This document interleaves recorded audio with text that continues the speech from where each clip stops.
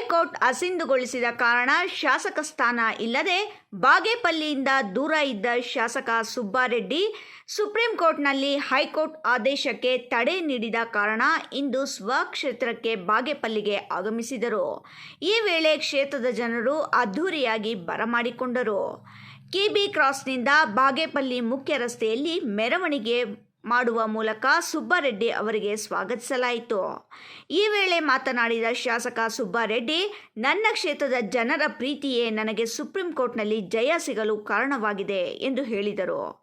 High court ನೀಡಿದ್ದ ಶಾಸಕ ಸ್ಥಾನದ ಅನರ್ಹತೆಗೆ ಸುಪ್ರೀಂ ಕೋರ್ಟ್ ತಡೆ ನೀಡಿದೆ. ನಾನು ಯಾವುದೇ ಭ್ರಷ್ಟಾಚಾರ ಮಾಡಿಲ್ಲ, ತಪ್ಪು ಮಾಡಿಲ್ಲ. ಯಾವುದೇ ಭ್ರಷ್ಟಾಚಾರದ ದಾಖಲೆ ಇದ್ದರೆ ಮಾಧ್ಯಮದ ಮುಂದೆ ಬರಲಿ. ಇಂತಹ ಭ್ರಷ್ಟಾಚಾರದ ಕೆಲಸ ಮಾಡಿದ್ದರೆ ಜನ ನನ್ನನ್ನು 3 ಬಾರಿ ಆರಿಸುತ್ತಿರಲಿಲ್ಲ.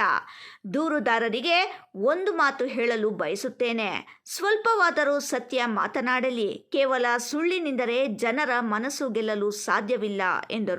ನಾನು ನಿಮ್ಮ ಮಾಧ್ಯಮ ಮುಖಾಂತರ ಹೇಳ್ತೀನಿ, ಮುನ್ರಾಜು ಅವರಿಗೆ, ನೀವು ನಿಲ್ಲಬೇಕು, ನನ್ನ ಎದುರುಗಡೆ ಗೆಲ್ಲಬೇಕು.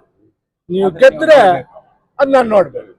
ಈ ಕೆಲಸ ತಾವು ಮಾಡಬೇಕು ಅಂತ ಮಾಧ್ಯಮ ಈ ಭಾಗದ ಜನತೆಗೆ ನೋಡ್ರಿ. ನಾನು 13 ವರ್ಷದಿಂದ ಮೊದಲು ಬಾಗೇಪಲ್ಲಿ ಹೆಂಗಿತ್ತು ಅಂತ ನಿಮ್ಮ ಹಿರಿಯರ ಕೇಳಿ.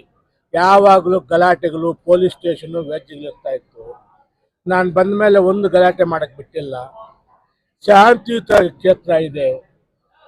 ಈಗ ಎಲ್ಲಾದರೂ MLAಗಳು ಡಿಸ್ಕ್ವಾಲಿಫೈ ಆದಾಗ ಅವ್ರು ತೊಂದರೆ ಆಗುತ್ತೆ ಅಂದರೆ ಪ್ರತಿಭಟನೆಗಳು ಮಾಡೋದು, ಬಂದ್ಗಳು ಮಾಡೋದು. ಮತ್ತು ನಮ್ಮ ಜನ ಹಂಗೆ ಮಾಡಲಿಲ್ಲ.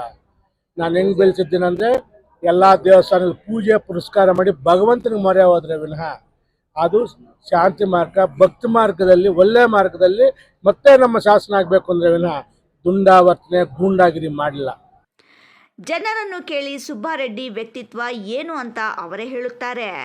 ನಾನು ಶಾಸಕರಾದ ನಂತರ ಒಂದೇ 1 ಎಕರೆ ಜಮೀನು ಮಾಡಿಲ್ಲ. ಆದರೂ ಅನಗತ್ಯವಾಗಿ ಸುಳ್ಳು ಆರೋಪ ಮಾಡುತ್ತಿದ್ದಾರೆ. ಭ್ರಷ್ಟಾಚಾರ ಮಾಡಿ ಆಸ್ತಿ ಮಾಡಬಾರದು. ನಾನು ಬಿಸ್ನೆಸ್ ಮಾಡಿ ಸಂಪಾದಿಸಿದರೆ ತಪ್ಪೇನು ಎಂದು ಸುಬ್ಬಾರೆಡ್ಡಿ ಪ್ರಶ್ನಿಸಿದರು. ನನ್ನ ಕ್ಷೇತ್ರದ ಜನರು ಸಲ್ಲಿಸಿದ ಪೂಜೆಯ ಫಲವೇ ನನಗೆ ಸುಪ್ರೀಂ ಕೋರ್ಟ್ನಲ್ಲಿ ಜಯ ಸಿಗಲು ಕಾರಣವಾಗಿದೆ.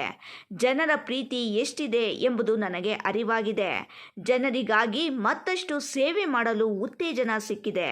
ನನ್ನ ಜೀವನ ಜನರಿಗಾಗಿ ಮುಡುಪಾಗಿಡುತ್ತೇನೆ ಎಂದು ಸುಬ್ಬಾರೆಡ್ಡಿ ಹೇಳಿದರು.